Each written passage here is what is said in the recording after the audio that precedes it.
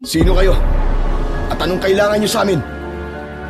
Ipaghihiganti namin ang aming pinuno. Kayo ang dahilan ng kanyang kamatayan. Pinatay niyo ang pinuno namin si Kapitan Panopio. Kaya kamatayan din ang nararapat para sa inyo. Nababaliw ba kayo? Para sa kaalaman nyo, aswang ang pumatay kay Kapitan Panopio na isa ding masamang aswang. Ang medalyon, Martin! Ilabas mo na! Salamat. Maraming salamat sa iyo. Ikaw pala ang magiging susi para makabalik ako sa dati kong anyo.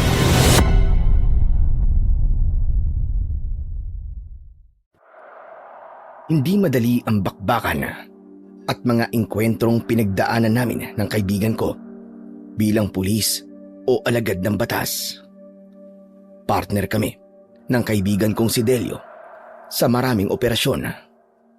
Parang ang kambal na kami at maaari nang magkapalit ng muka dahil araw-araw ay magkasama kami sa trabaho.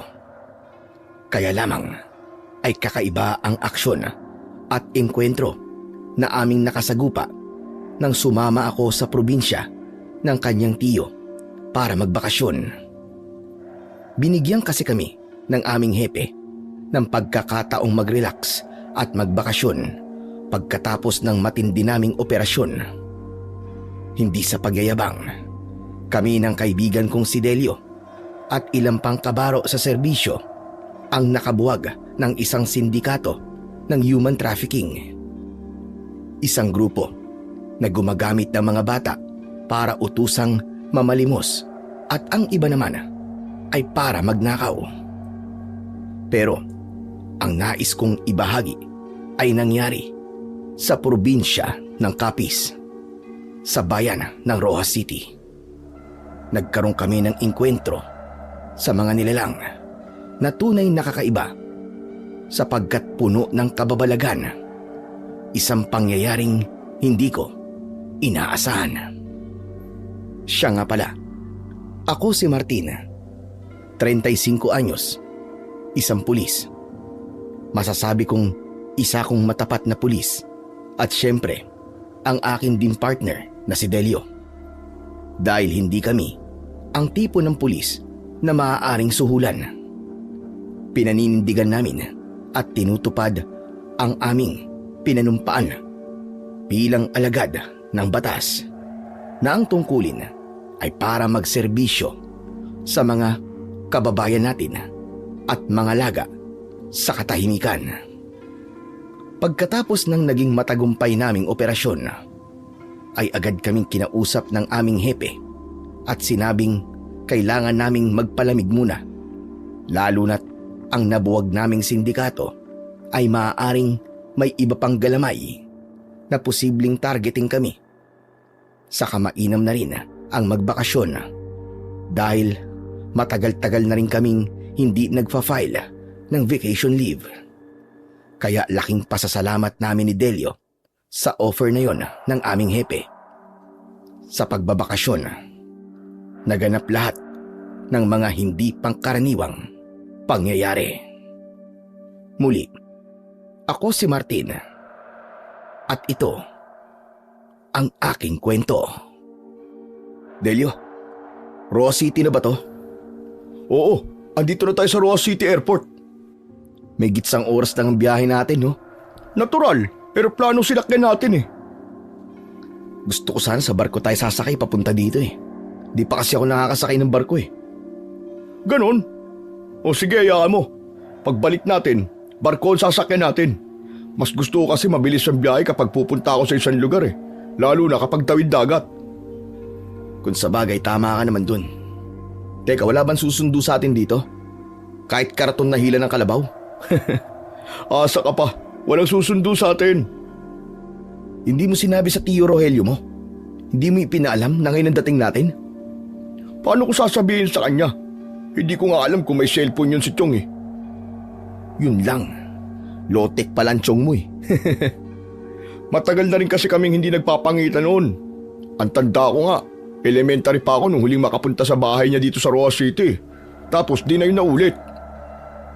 Teka lang, Alam mo pa ba yung lugar na pupunta natin? Baka mamaya niyan kung saan tayo makarating nito. Huwag ka mag-alala. Alam ko pa naman, kaya makakarating tayo sa bahay niya. Relax ka lang. Ano pang hinihintay natin? Tara na. Para makakain na rin tayo. Gutom na ako Ako rin Tom goods na ako. Siguro mas maiging tumibog na muna tayo at saka tayo humanap na masasakyan papunta sa lugar ni Chong. Kasi baka mamaya walang handang pagkain yun dahil di nga niya alam ang pagdating ko, di ba? Oo nga no. Sige na nga. Tom goods na talaga ako. Nagre-reklamo na yung mga alaga ako sa tiyan Lumabas na kami ng airport terminal para humanap ng makakainan. Agad rin naman kaming nakakita ng isang karinderya.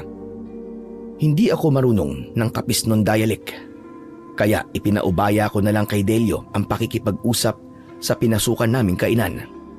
Siya na rin ang pinamili ko ng pagkain.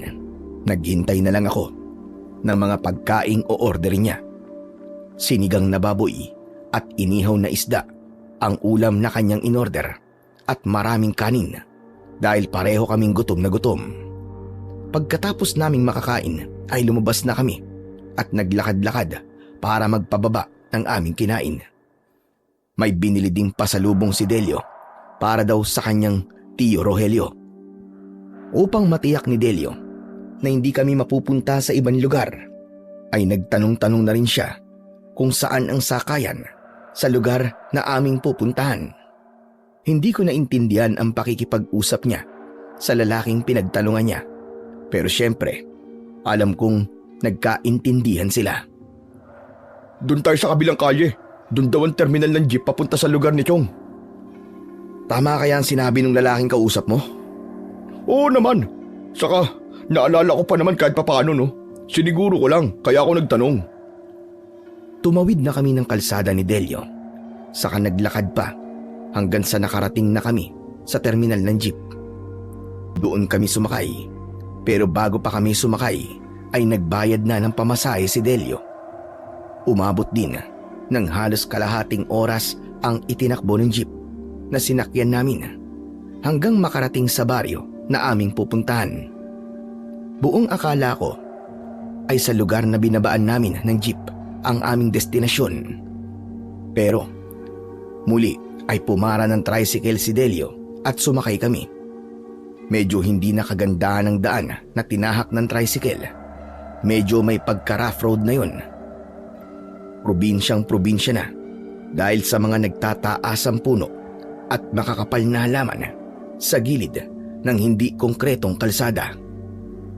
Tol, sa buwan ba nakatiran Chong mo?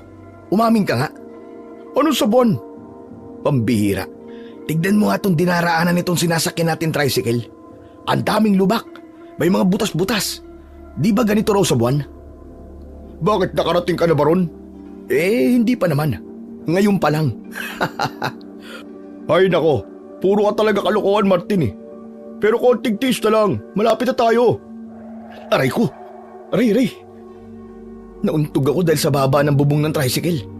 Mga ilang bukol pa kaya mapapala ako bago tayo bumaba nitong tricycle. Malamang mga 10 bukol pa. Ewan ko sa'yo, ang gulo mo. Masyado ka reklamador. Hindi naman.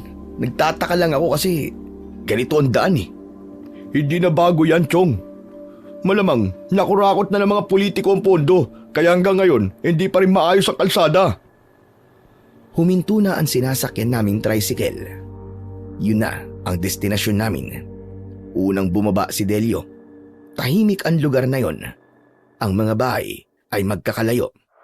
Yung tipong tatamaring kang mangapit bahay dahil lalakad ka ng ilang metro bago mo mapunta na ang kapitbahay. Nagbayad na si Delio sa tricycle at umalis na ito. Chong, ito na ba talaga yon? Sure ka na ba? Oo naman, sure na ako Martin. Kaya tara na. Sa bandarong pa ang bahay ni Tio Rogelio. Binagtas namin ng kaibigan ko ang isang masukal na lugar hanggang sa makarating kami sa isang lumang kubo na tila hindi na natitirhan. Maraming kalat sa paligid ng bahay at tinutubuan na rin ng mga damong ligaw. May gumagapang na ring damo sa dingding ng kubo papunta sa bubong. Delio, dyan nakatira ang Chong mo?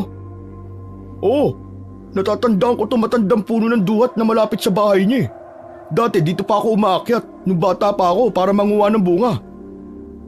Parang walang tao dyan eh. Hindi na yan tinitirhan eh. Oo nga eh, parang pinabayaan na. Anak ng tupa. Mukhang wrong timing ang pagbabakasyon natin dito. Lumapit si Delio sa nakasarang pinto ng kubo. Bahagya niyang hinila yon pero hindi nabuksan. Nakatali yon ng kinakalawang na alambre. Hindi naman mahirap kalagin ang alambre kaya natanggal din yun ni Delio. Bago pa niya ganap na buksan ang pinto ay narinig namin ang boses ng isang matandang babae kaya halos sabay kaming napalingon. Sino kayo? At bakit kayo papasok dyan? Yumuko kami at nagbigay respeto sa matandang babae na aming kaharap. Magandang araw po, Manang. Sino ba kayo? At bakit gusto niyo pumasok sa loob ng lumang kubo? Manang, galing pa po kami sa malayo eh. Sa kasabi po nitong kaibigan ko, dito po nakatira ang tiyo Rogelio niya. Kubo niya raw po ito. Ibig sabihin kamag-anak kayo ni Rogelio? Pamangkin niya po ako, Manang. Delio po ang pangalan ko at itong kasama ko po ay ang kaibigan ko, si Martin. Ako naman si Emilia. Pwede niyo akong tawaging Nana Emilia kung gusto niyo. Hindi ko alam na may pamangkin pala si Rogelio. Ang buong akala ko ay wala na siyang kamag-anak dahil di minsan ay walang bumisita sa kanya. Mangyaring masyado po kasi malayo eh, kaya hindi po ako nakakabisita. Nagkataon lang po na nakapagbakasyon ako kaya naisipan ko puntahan si Tio Rogelio. Abay ka nun ba? Kaya lang sayang naman. Hindi mo na siya inabutan. Ho? Bakit po? Namatay na po ba siya? Yun ang kumalat na bali-balita dito. Napatay na daw siya. Dahil marami pang nais itanong ang kaibigan ko kay Nana Emilia, kaya binuksan na namin ang kubo upang pumasok doon. Medyo marumi at puno ng alikabok ang bahay. Naroon ang mga gamit na matagal nang hindi nagagalaw. Nagpatuloy sa pagtatanong si Delio kay Nana Emilia tungkol sa kanyang tiyuhin. Pero paano po namatay si Tio Rogelio? Ang totoo, wala namang nakakaalam kung paano siya pinatay o kung sinong pumatay sa kanya. Pinatay? Bakit po pinatay? Paano po nangyari yun? Ang alam ko, at minsan nabanggit sa akin ni Rogelio, ay meron siyang madalas puntahan sa gubat. At sabi niya ay isang grupo ang sinalihan niya. Mga taong labas po ba? Mga bigilante? Mga kalaban ng gobyerno? Anong grupo po? May nakapagsabi sa akin, nakakaiba ang grupong sinalihan ng tiyuhin mo. Isang uri daw ng kulto. Ano? Kulto? Oo. Minsan nga nakita ko na nakadamit siya ng puti. At nang tanungin ko, ay pupunta daw siya sa gubat dahil meron silang gagawing pagtitipon doon sa lugar na tinatawag nilang lupain ng misteryo. Pero kung pinatay po si Tio Rogelio, sino pong posibleng pumatay sa kanya? Hindi malinaw ang tungkol sa bagay na yan, Delio. Dahil lang matagpuan ang katawan niya, ay maraming sugat at halos hindi makilala. Maliban sa suot na damit at singsing na nasa kanyang daliri, wala rin kasing tumingin ng kanyang bangkay dahil wala kamag-anak. Kawawa naman pala ang tiyong ko. Kaya pala pinag-adya ng tadhana na makarating tayo dito para magbakasyon, tol. Dahil may mga kailangan kang malaman tungkol sa tiyo mo. Tama ka, Martin. Mainam na rin na nalaman ko ang nangyari sa kanya. Nakakalungkot nga lang na yung inaasahan ko na masaya namin pagkikita ay hindi pala mangyayari dahil wala na siya. Kaya nga ako na lang ang nagmalasakit dyan sa bahay niya. Pinakandado ko na lamang. Hindi ko na rin pinakialaman ang mga gamit na nasa loob. Naisip ko kasi na baka sakaling may dumating na nakakakilala sa kanya o isang kaibigan at siya na ang bahala sa mga gamit niyang naiwan. Maraming salamat po sa ginawa niyo, Nana Emilia. Walang ano man yun, Delio. Saka kahit paano ay may pinagsamahan kami ng tiyuhin mo bilang magkaibigan at magkapitbahay. Kaya ikaw na ang bahala sa mga naiwan niyang gamit. Maaari niyong tirhan itong bahay niya. Medyo marumi nga lang.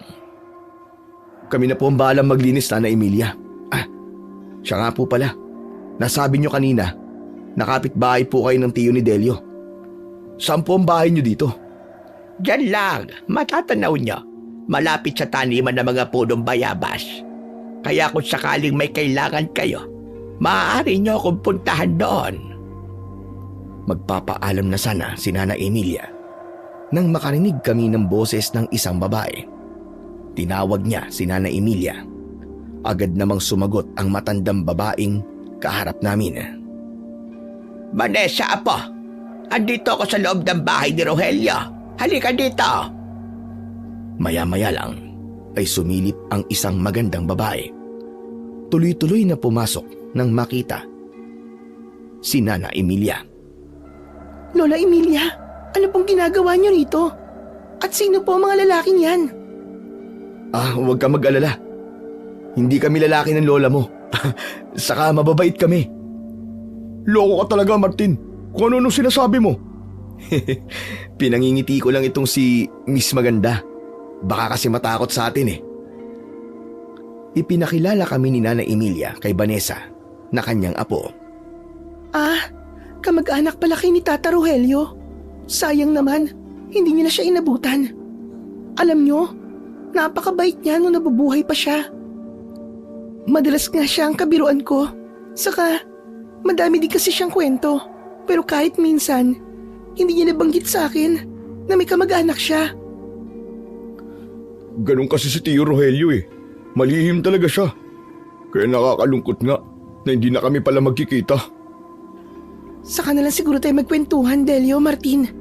Kailangan na naming umuwi ni Lola Emilia. Oo nga. May mga kailangan pa kaming asikasuhin ni Vanessa. Gumagawa kasi kami ng mga gamot na inilalagay namin sa bote para ibenta. Kaya kung may nararamdaman kayo sa katawan, baka makatulong ang mga tinitinda naming halamang gamot. Oo naman, Vanessa. Itong si Delio, may mga lamig-lamig sa katawan niya yan eh. Naku, kailangan na kailangan niya yan para panghaplas. Meron kami nun at talagang mabisa yun. Ito naman si Martin. Madalas, sumasakit ang tuhod niyan dahil sa rayuma niya. Amang tama, may gamot din kami na pwedeng panghilot sa mga namamagang rayuma. Umalis na ang maglola at naiwan na kami ni Delio. Marumi ang loob ng bahay at kailangan naming linisin yon para may matulugan kami pagsapit ng gabi. Ikaw naman, Martin, oo. Ba't sinabi mong may lamig-lamig ako sa katawan? Nakakahiya tuloy kay Vanessa. Tol, it's a tie naman eh. Sinabi mo nga rin na may rayuma ako, di ba? Nasabi ko lang yun para maging komportable sa atin si Vanessa. Ano ka ba? Pero tol, aminin mo. Maganda si Vanessa, di ba? Oh, huwag mo sabihin kursunada mo siya. Wala akong sinasabing ganun. Pero, alam mo ang usapan natin pagdating sa babae. Oo naman, hindi tayo mag-aaway dahil lang sa isang babae. Pero, may the best man win. At walang samaan ng loob. Oo naman, tol. Di ko hahayaang masira ang pagiging magpartner natin dahil lang sa isang babaeng probinsyana. Nag-peace bump pa kami ni Delio bilang pagpapayag na maayos ang aming pagiging magkaibigan. Sinimulan na naming iligpit ang mga kalat para magamit na rin namin ang ibang kasangkapan na naroon. Kumpleto pa ang mga gamit panluto, maging ang iba pang gamit sa kusina. Kulang na lang ay ang aming lulutuin. Maya-maya, kapag nakapaglinis na kami, ay itatanong na lang namin kina Vanessa kung saan maaaring bumili ng lulutuin at saan pwedeng kumuha ng tubig. Sinamahan kami ni Vanessa sa pinakamalapit na tindahan. Ayon kay Vanessa, ay malapit na tindahan lang yon, pero nang puntahan namin, ay inabot kami ng 15 minutos sa paglalakad bago narating ang pinakamalapit na tindahan. Maging ang lugar kung saan maaaring kumuha ng tubig na sinabing malapit lang ay kailangan ng 20 minutos bago pa marating. ganun pala sa probinsya, ang malapit ay hindi talaga malapit. Kaya napapailing na lamang ako. Ikaw talaga Tol. Ang dami mo reklamo kanina. Nakakaya tuloy kay Vanessa. Sinamahan na nga tayo sa tindahan at dun sa poso na inigiban natin ng tubig. Kasi naman malapit na raw yun. Tapos, napakalayo pala. Ganun talaga. Kasi nga yun ang pinakamalapit eh. Pero ang mahalaga Tol, sinamahan tayo ni Vanessa. Saka nag-enjoy ka naman sa pakikipagkwentuhan kanina, di ba? Ako lang ba? Ikaw rin naman ah. Pero Tol, maganda talaga siya no?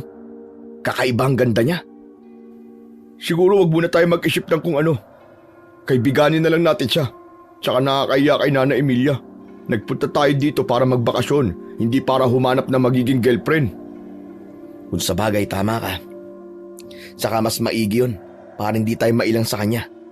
Saka Tol, baka mahirap din kung magkaroon ka ng syota na taga-probinsya, di ba? Sabi nga nila, minsan daw may mga tinatagong lihim. Anong ibig mo sabihin? Baka mamaya may samaligno siya. O kaya may lahing aswang. Kung sa bagay, kaya makipagkaibigan na lang tayo para hindi tayo pag-isipan o gawa ng hindi maganda. Nagtulong kami ng kaibigan ko para magluto ng aming magiging hapunan. Ginisang sardinas ang aming naging ulam. 6:00 pa lang ng hapon ay madilim na ang paligid. Ang simoy ng hangin ay may kakaibang hatid na ginaw. Tila hinila kami para matulog na. Kaya pagkatapos naming kumain at iligpit ang mga pinagkainan, ay pinagpagan na namin ang lumang banig na dating ginagamit ng tiyo Rogelio ko. Unang gabi namin sa lugar na yon. Ganap ng 8 ng gabi, pero pakiwari ko'y 12:00 na dahil sa katahimikan. Tanging mga huni ng insektong kuliglig ang maririnig. Sunod-sunod ang hikab ko at ganun din si Delio. Talagang hinihila na kami para matulog. Kaya pumwesto na kami sa nakalatag na banig. Wala kaming magamit na unan, kaya kumuha na lang kami ng aming dalang damit. Tinupi-tupi namin yon upang siyang magsilbing unan. Hindi namin namalayan ang oras.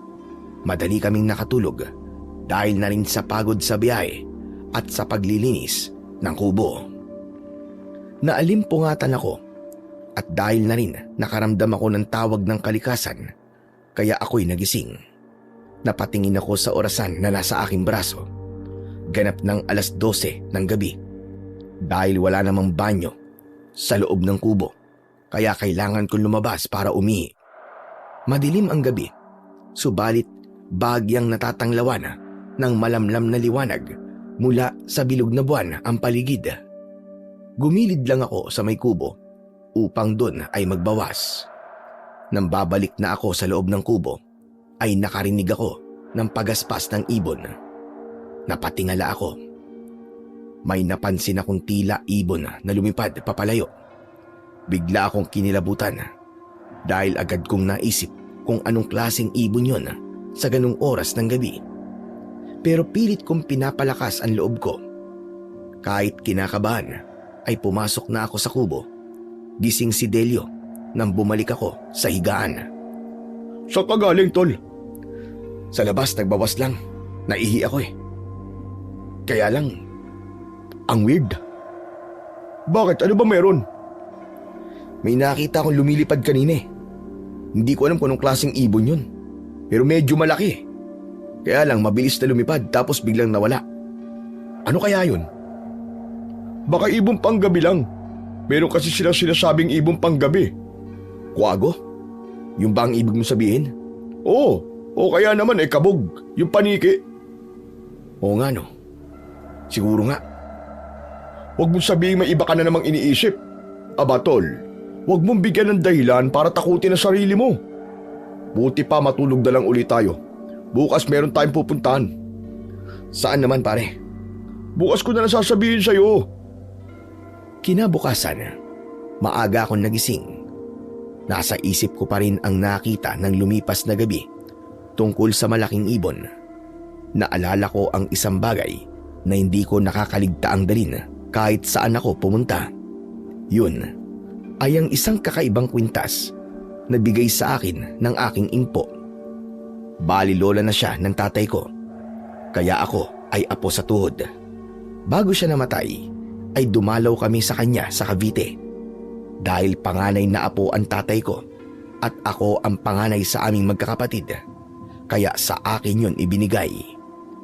Natatandaan ko pa ang sinabi ng aking impong Petra nang ibigay sa akin ang isang medalyon. Ayon sa kanya, ay hindi yung basta medalyon, kundi nakabaon sa medalyon ang isang uri ng mutya na nakuha pa ng lolo ko sa isang puno ng saging. Pinaniniwala ang mutya ito ng palakang saging, kaya magagamit ko ang naturang mutya para iligtas ako sa panganib. Mula nang naging pulis ako, ay lagi kong dala sa mga operasyon ang medalyon. Sa awa ng Diyos ay walang masamang nangyayari sa akin. Kung nasusugatan man ako o natatamaan ng bala, ay hindi naman ako napupuruhan, kundi madalas ay daplis lamang sa katawan ko. Kaya pinaniniwalaan kong yun ang dahilan. Iniligtas ako ng medalyon na ipinamana sa akin ng impo ko na isang antingero. Kinuha ko yun sa loob ng dala kong bag. Pinili kong isuot na lang yun sa leeg dahil nga sa kakaibang pangyayari nung nakaraang gabi. Ipinasok ko ang palawit na medalyon sa loob ng suot kong t-shirt para hindi maging pansinin. Dahil umaga na nun at natutulog pa si Delio, kaya ako na ang nag-init ng tubig at nagprito na rin ng itlog para sa aming almusal. May tinapay naman kaming nabili nang magpunta kami sa tindahan. Sapat na yon para sa aming agahan. Nang makapagluto ako, ay ginising ko na ang kaibigan ko para sabay kaming kumain. Aga mo palang nagising at nakapagluto ka na kagad. Sabi mo kasi may pupuntahan tayo, di ba? Oo nga pala. Mamaya pagkatapos natin kumain, pupunta tayo kay Vanessa. Aga mo naman manliligaw. Uy, hindi ako manliligaw ah. Saka di ba may usapan na tayo? Para walang maging problema, bawal manligaw. Magiging kaibigan lang natin si Vanessa. Ba't tayo pupunta sa kanila? Kakausapin natin si Nana Emilia. Para saan? Magpapasama tayo dun sa lugar kung saan nagpupunta dati si Tio Rogelio. Bakit pa, Chong? Basta. Tsaka ibang kutob ko eh. Hindi talaga ako mapapalagay hanggat wala akong nalalaman tungkol sa tunay na nangyari sa kanya. Huwag mong sabihin mag-iimbestiga tayo. Parang gano'n na nga. Saka may gitsang taon pa lang naman. Mula nang di siya umuwi. Oh, di ba sabi ni Nana Emilia patay na ang tiyong mo? Oo nga, pero gusto ko pa rin matiyak. Siguro naman may nakakaalam ng iba pang nangyari sa kanya, di ba? Kaya gusto kong makarating sa lugar na sinasabi niyang lugar ng kulto. Napailing na lamang ako sa sinabi ng kaibigan kong si Delio dahil naisip ko na mukhang hindi magiging madali at napakakomplikado ng kanyang naiisipang gawin. Kaya lamang wala akong magagawa kung anuman ang kanyang pinaplano. Kaya nang matapos kaming mag-almusal, ay nagpalit lang siya ng damit at umalis na kami para magpunta sa bahay ni Nana Emilia. Halos 15 minutos din ang paglalakad namin hanggang sa makarating kami sa bahay nila. Nakita namin na nasa labas ng bahay at nagsisiga ng mga tuyong dahon doon si Vanessa. Malaki ang pagkakangiti ng dalaga nang makita kami. Naisip ko tuloy na para kanino ba ang kanyang matamis na ngiti? Para sa akin ba yun o para kay Delio?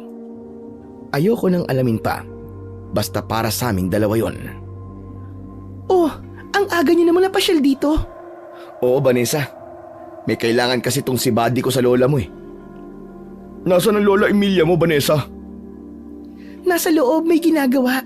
Sandali, tatawagin ko lang para malaman niya rin na nandito kayong dalawa. Subalit bago pa pumasok ng kanilang bahay si Vanessa, ay nasalubong na nito sa may pintuan ang kanyang lola Emilia. Narinig ko kasi may ibang tao kaya lumabas na ako. At tama nga hinala ko. Kayo ang dalawa. Magandang araw po sa inyo, Nana Emilia. Ano ba sadya niyo sa akin? Importante po eh. Kaya nga maaga po kaming dumayo sa inyo dito. Niyaya kami ni Nana Emilia na maupo sa upuang kahoy na nasa harapan ng kanilang bahay. Doon ay sinabi ni Delio sa matandang babae ang kanyang pakay. Yun nga ay may kinalaman sa sinapit ng kanyang tiyo Rogelio. Sigurado ka ba sa pinaplano mo, Delio? Hindi yung madali. Sigurado po ako. Para kasing may bumubulong sa akin, Nana Emilia. Tol, di kaya nasisiraan ka lang ng ulo? Sabi mo may bumubulong sa'yo, di ba? Sabi kasi, kapag may naririnig ka ng boses na bumubulong, aba, baka papuntang pagkabaliw na yun. Grabe ka naman, Martin. Ganun ba yon? Nagbibiro lang ako ng mga sandaling yon at nakita ko na bumenta ang biro ko kay Vanessa dahil tumawa siya. Vanessa, huwag ka nagpapaniwala dito sa lokon to ah. Wala lang magawa yan, kaya kung ano-ano sinasabi. Saka matinong-matino ako, no? Seryoso ako sa sinabi ko kay Nana Emilia.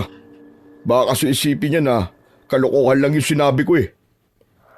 Ramdam kong seryoso ka, Delio. Pero gaya nga na sinabi ko, hindi yun magiging madali. Kaya ko po magtiyaga. Saka alam kong suportado naman ako nitong buddy kong si Martin eh. Di ba, Martin? Teka tol, baka madamay naman ako dyan. Ikaw lang itong nakaisip niyan eh. Ah, ganun. Ayaw mo akong tulungan sa pag-iimbestiga. O sige, magkanya-kanya na tayo simula ngayon ha. Pwede ka nang umuwi bukas na bukas din. Bumalik ka na lang na Maynila. Tol, seryoso ka?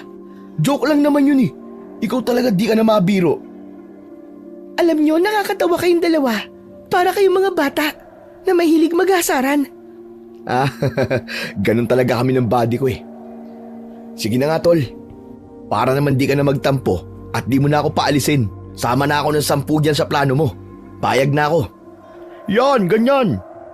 Gusto mo pa akong ipahiya eh. Papayag ka rin pala. Ipinagpatuloy ni Delio at Nana Emilia ang pag-uusap. Hanggang mapapayag ng kaibigan ko ang matandang babae.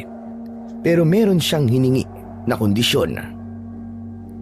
Ang totoo ay maaari ko kayong sabahan sa gubat. Kaya labang, hindi ako maaaring sumaba sa mismong lugar na sinasabi nilang lupain ng misteryo. Kundi hanggang doon labang ako sa patungo roon. Okay lang po yun. Ang mahalaga ay maituro lang po sa amin. Tapos bahala na po kami ni Delio na maligaw papunta doon. Hayag ka na naman eh. Negative na naman yung sinasabi mo eh. Hindi naman kayo maliligaw. Dahil ang daan na ituturo ko ay walang ibang patutunguhan, kundi sa inyong magiging destinasyon. Nana Emilia, kailan niyo po kami maaaring samahan doon? Bukas na bukas, maganda kayo at sasamahan ko kayo. Sasama rin po ba ako, Lola Emilia? Hindi na apo, maiwan ka na lamang. Kaya ko na samahan doon sila Delio. Ay, teka. Maiwan na lang din pala ako tol kasi walang kasama si Vanessa eh. Nag-iisa lang siya rito, kawawa naman. Kaya ko ang sarili ko, Martin. Mas kailangan ng kasama ang kaibigan mo. Saka hindi rin ako papayag na maiwan ka rito na kasama ang apo ko, Martin. O nakita mo na Martin, walang tiwala sa'yo si Nana Emilia. Baka mamaya, aswangin mo si Vanessa. Grabe siya sa akin oh, huwag kang ganun. Bakit mukha ba akong aswang? Aba, sa gwapo kong to, mapagkakamalan akong aswang? No way! Hoy Martin, baka akala mo, may mga aswang na gwapo rin ang panlabas na itsura. Totoo ang sinasabi ni Vanessa. Kaya kahit gwapo, ay hindi pa rin maaaring pagkatiwalaan. Naku, patay ka ngayon Martin. Kaya wala ka talagang choice, kundi ang sumama sa akin. Pero teka lang Vanessa, Nana Emilia. Seryoso kayo? Meron bang mga aswang dito sa baryo nyo? Oo, merong aswang dito. Sa ngayon di namin alam kung bakit wala nang naliligaw. Pero alam kong bigla na lamang sila manggugulat. biglang susulpot at magpapakita. Kaya nga, kung di niyo lang sinabi, nakakilala niyo si Tata Rogelio at si Delio ay pamangkin pala, iisipin namin ng mga aswang kayo na nagmamanman dito sa baryo at may pinaplanong masama. Pero Vanessa, hindi kami mga aswang ha. Lilinawin ko lang yun. Saka ang totoo, mga pulis kami. Ano? Mga pulis kayo? Opo, Nana Emilia. Yung po ang trabaho namin sa Maynila. Mga alagad po kami ng batas at nagbabakasyon lang dito sa lugar nyo. At dahil ngayon kay Tio Rogelio. Kaya nga lang hindi pala magandang balita ang darat na namin dito. Kaya habang nandito kami, ay gagawin namin ang aming makakaya para alamin ko ano ba talagang sinapit ng tiyuhin ko. Sana nga ay may magandang ibunga ang inyong pinaplano. Para na rin kay Rogelio. Kung may pumatay sa kanya at hindi biktima ng kung anong hayop, ay dapat siyang mabigyan ng katarungan. Nagkaayos na kami sa magiging plano. Bukas ay sisimulan na namin ang misyon ni Delio. At syempre, kasama ako sa ayaw ko at sa gusto ko. Pansamantala ay nagpaalam na kami at umuwi na sa bahay. Muling sumapit ang gabi. Gaya ng dati ay maaga kaming naghapunan. Kinabukasan na ang lakad namin papunta sa gubat. Hindi ko maipaliwanag kung bakit hindi ako makatulog ng gabing yon. Samantalang naririnig ko ang paghilik ng kaibigan kong si Delio. Malalim na ang kanyang pagtulog. Dahil tahimik ang gabi, kaya naman naririnig ko ang paulit-ulit na tunog ng mga kuliglig. Sinabayan pa yon ng ingay ng mga palaka. Dahil nga umulan ng hapong yon, kaya masarap ding matulog at may kalamigan ang simoy ng hangin. Subalit sa kabila ng masarap na klima, ay hindi ako dalawin ng antok sa hindi ko maipaliwanag na dahilan. Bigla kong naalala ang malaking ibon na nakita ko nung nakaraang gabi. Habang nasa isip ko yon, ay may naramdaman akong ingay mula sa labas ng bahay. Kalabog yun na tila merong bumagsak mula sa bubungan at nahulog sa lupa. Lumagabog pa yun, kaya napabangon ako sa gulat. Samantalang maimbing pa rin natutulog ang aking kaibigan. Bumangon ako at hinagilap ko ang aking bag. Mula sa loob ng bag ko ay kinuha ko ang aking baril na ginagamit ko bilang pulis. Tiniyak ko kung may bala ito. Puno pa ang bala ng baril, kaya humanda ako para sa anumang maaaring mangyari. Lalabas ako ng kubo para malaman kung ano nga ba ang narinig kong bumagsak. Subalit bago pa ako makalabas ng bahay, ay napansin kong may nagliwanag mula sa loob ng suot kong t-shirt. Ang suot kong medalyon. Naglalabas ng liwanag. Ang sabi sa akin ng impo ko na nagbigay ng medalyon ay may nasasagap na masamang enerhiya ang medalyon kapag nagliliwanag para magbigay ito ng babala. Kung ganon, may masamang elemento ang nararamdaman ng medalyon ko. Kapag ganong may hawak akong baril, ay totoong lumalakas ang loob ko. Kaya tuloy-tuloy akong nagpunta sa may pintuan ng bahay. Dahan-dahan kong binuksan yon. Lumabas ako ng kubo habang nakaumang sa kadiliman ang aking hawak na baril. Sige lang, kung ano ka man hayop ka, kung sino ka man, tiyak sasabog ang bungo mo kapag naputukan ka nitong baril ko. Iginala-gala ko ang paningin ko sa paligid ng kubo na noon ay may kadiliman. Naging madamot sa liwanag ang buwan dahil natatakpan yon ng makapal na ulap.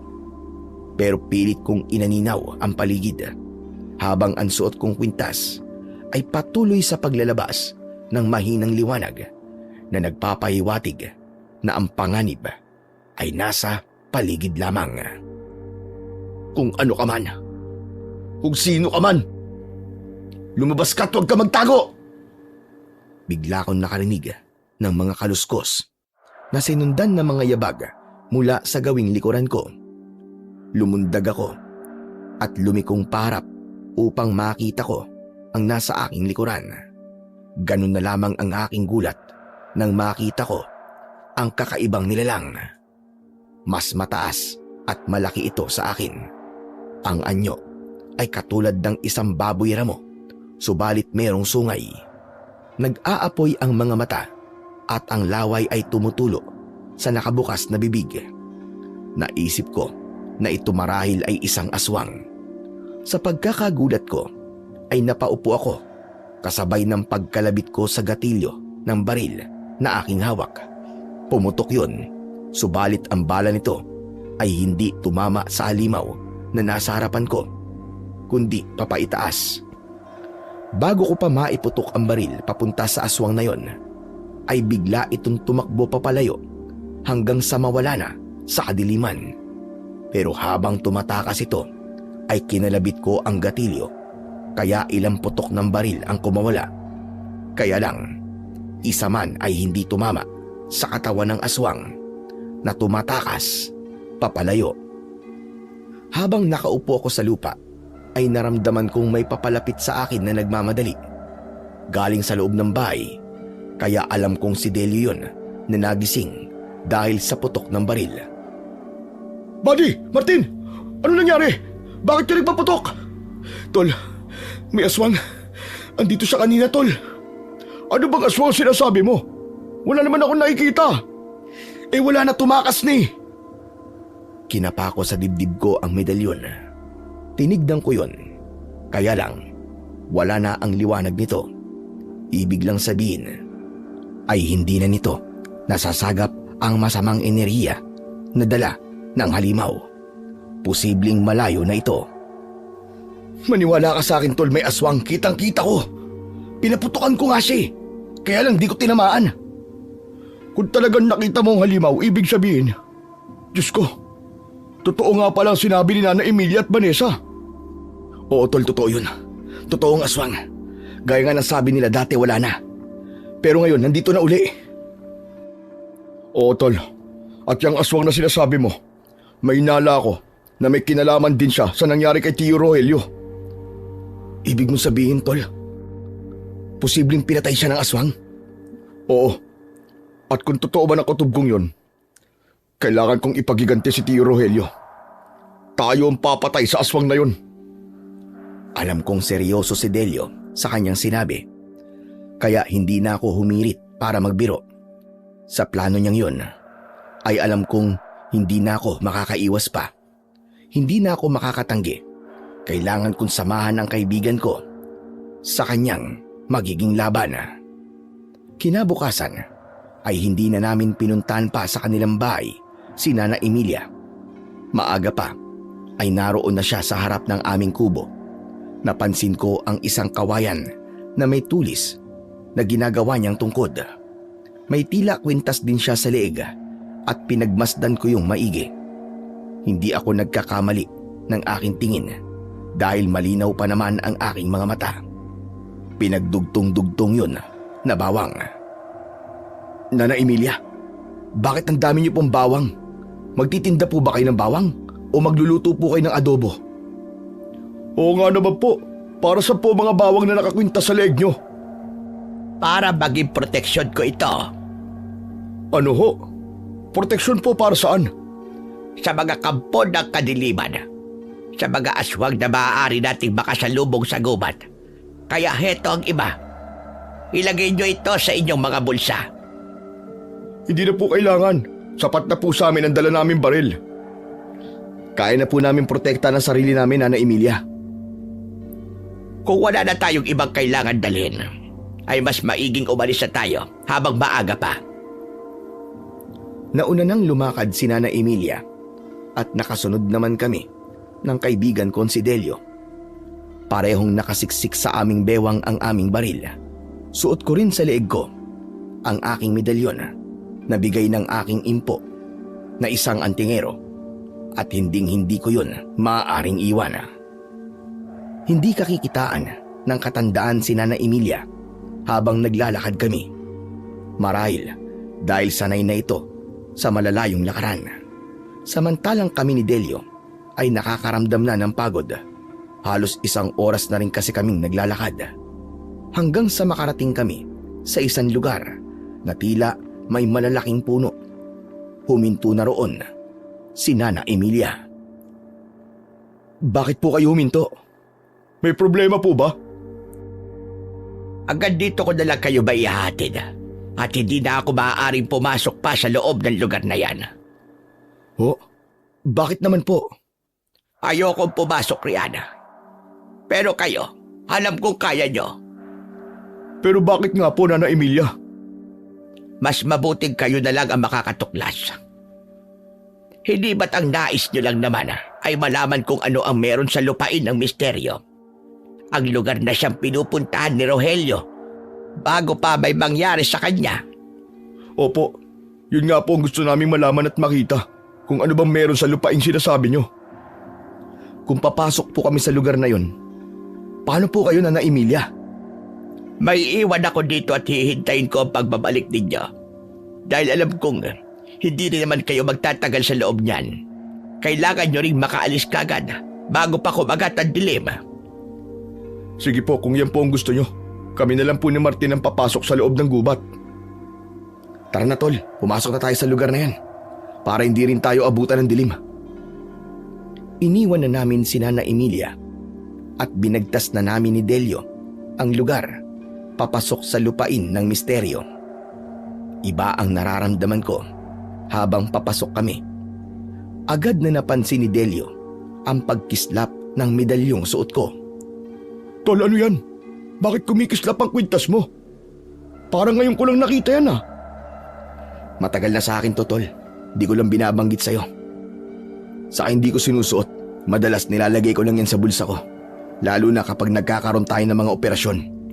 Proteksyon ko to. Isang anting-anting. Bigay ng impo ko na isang magaling na antingero. Pero tol, anong ibig sabihin ng pagkislap niyan? Tol, ibig sabihin, nasa lugar tayo na merong malakas na negatibong enerhiya. Enerhiya mula sa kadiliman. Kung ganun, dapat maging handa tayo, tol. Panganib pala ang ibig sabihin ng pagkislap na suot mong medalyon. Oo, Delio, tama ka. Hindi natin alam kung ano ba naghihintay sa atin sa lugar na ito. Nagpatuloy kami sa paglalakad at pinagmamasdan ang bawat bahagi sa lugar na aming kinaroroonan. Napahinto kami sa harap ng isang kakaibang dambana. Nakakapangilabot ang itsura nito. May tila isang malaking upuan na gawa sa pinagdikit-dikit na kahoy at ang magkabilaang bahagi nito ay may nakatayong kahoy na paekis. Sa dulo ng mga kahoy ay merong bungo ng hayop. Subalit isa sa mga ito ay tila hindi galing sa hayop kundi bungo ng tao. Tol, anong ibig sabihin ng mga bungo na yan? Nakakapangilabot naman. Hindi ko rin alam, tol. Mukhang tama ang sinabi ni Nana Emilia. Hindi isang pangkaraniwang grupo ang inaniban ng tiyo mo base sa mga nakikita natin dito. Kakaiba nga, tol. Mukha ngang isang kulto. Pero tol, nasa na kaya ang grupong yun? Wala naman tayong inabutan dito. Yun na nga eh. Parang abandonadong lugar na ito eh. Hindi kaya lumipat na sila sa ibang lugar, tol? Kundi aswang ang pumatay sa kanya. Malamang, ang kultong ito ang may kagagawan sa sinapit ni Tio Rogelio. Ano pang hinihintay natin? Umalis na kaya tayo dito? Tumitindi na ang kilabot na nararamdaman ko eh. Tol, para ka namang di pulis. Bigla ka na lamang naduduwag ah. Pero tol, ibang usapan na kasi to. Ikaw pa naman tong may medalyon. Tapos ikaw tong duwag. Para din to sa kaligtasan natin dalawa. Saka tol, pinapaalala ko lang sa'yo. Teritoryo nila to. Basta na lang tayong pumasok sa lugar na to na hindi natin dapat pinupuntahan. Kung sa bagay, tama ka dun. Kahit ano pang sabihin, ay lumalabas sa trespassing tayo dito. Yun na nga eh. Baka mamaya hindi epektibo sa ganitong lugar tong medalyon ko. Kaya nga walang tigil sa pagkislap eh. Ipinapahiwatig ang panganib na naghihintay sa atin sa lugar na to. Lalabas na tayo? Tara tol, umalis na tayo dito. Nagdesisyon kaming umalis at humakbang papalabas ng lugar na yon dahil nakakaramdam na kami ng kakaiba. Tila ba may mga matang kanina pa nakatingin sa amin. Nabanggit ko yung kay Delio at ganun din pala ang kanyang pakiramdam. Oo nga eh. Pakiramdam ko may mga nakamasid sa atin, tol. Kaya tara na, umalis na tayo. Habang papaalis na kami at nakakailang hakbang na rin nang makarinig kami ng malakas na ungol. Kaya dahil sa pagkagulat ay otomatikong nagtalikuran kaming magkaibigan at agad na kinuha sa bewang ang aming dalang armas. Nagready kami sa anumang maaaring magpakita sa amin, pero wala namang lumitaw na anumang nilalang. Kaya ipinagpatuloy na namin ang paglalakad, subalit may kung anong naapakan si Delio. Anak ng weteng! Bakit, Delio? Anong problema? Martin, may naapakan ako eh. Parang patay na tao. Ha? Putya! Oo nga, tol! Patay na tao nga! Bago pa kami nakakilos, ay lumitaw mula sa isang masukal na lugar ang isang asong gubat. Umaatungal at nanlilisik ang mga mata. Tumutulo din ang kanyang laway. Tol, mapapalaban tayo. Basta umanda ka! Biglang umatake ang asong gubat. Mataas ang kanyang pagkakatalon. Halos sabay kaming yumuko ni Delio, kaya lumagpas ang mabangis na hayop at hindi kami nahagip. Kaya lamang bigla itong bumalik at muling umatake sa amin. Halos sabay naming itinutok ang hawak naming baril at pinaputukan ang papasugod na asong gubat. Ilang putok din ang umalingaw-ngaw. Lahat ng yun ay tumama sa katawan ng asong gubat na tumimbuang at hindi na nakabangon. Pasensya ka na, asong gubat. Kailangan lang namin iligtas ang buhay namin. Masyado mo kasi kaming ginugulat eh. Maya-maya pa ay hindi na humihinga ang hayop. Malamang, tol, siya ang pumatay sa taong naapakan mo. Tama ka. Pero sino kaya ang taong yan na natagpuan natin dito? Di kaya katulad mo rin ang sadya niya? Malamang may kamag-anak din yan na naging miyembro ng kulto at hinahanap niya rito. Oo nga no. Posibleng ganun nga yun. Kaya lang minalas siya. Ganito ang kanyang sinapit. O ano, paano yan, tol? Anong gagawin natin dito sa bangkay na narito? Hindi natin siya maaaring bitbitin. Siguro, ipagbigay alam na lang natin kapag nakababa na tayo ng lugar na to. Kaya lang, tol, ang inaalala ko, baka ikapahamak pa natin kung ipapaalam natin to. Isa pa, hindi tayo taga rito eh. Naisip ko rin yan eh. Teka lang, teka. Oh, ano na naman, tol? Ikaw talaga, oo. Nawawala na. Alin na nawawala? Yung bangkay, tol. Yung bangkay na nakita natin kanina, nasa na yun? Abat, oo nga no. Bakit wala na? Paano nawala yun? Tol, pinaglalaruan tayo. May kababalaghang nangyayari dito. Walang tigil pa rin sa pagkislapan suot ko medalyon, tol. Umalis na tayo rito. Mas mahirap kung aabutan pa tayo ng dilim sa lugar na to. Tara na! Dahil walang katiyakan kung ano pa mang makikita namin sa lugar na yon, ay nagdesisyon na kaming umalis. Mabilis ang bawat hakbang namin upang ganap ng iwan ang lugar na yon.